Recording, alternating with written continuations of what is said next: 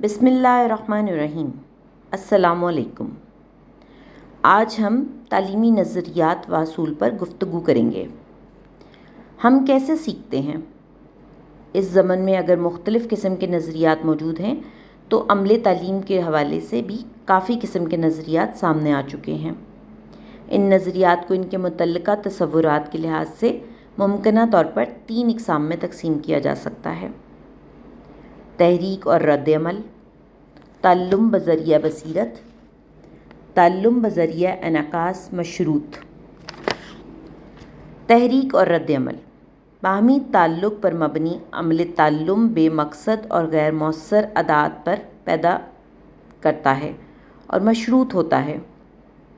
تعلم بذریعہ بصیرت، یہ نظریہ گسٹالٹ کے نظریے سے اخذ کیا گیا ہے، جس کے مطابق تجربات، معلومات اور سرگرمیوں کو ایک ایسے شعبے یا نمونے میں اکٹھا کر لیا جاتا ہے جو طالب علم کے لیے نیا ہو۔ اس نظریات کے تحت مجموعی طور پر صورتحال کا ادراک کرنے کی سعی کی جاتی ہے۔ تعلم بذریعہ انعکاس مشروط، اس طریقے کے تحت کوئی خاص حرکت اپنے اصلی سبب کی بجائے کسی دیگر وجہ سے منسلک ہو جاتی ہے۔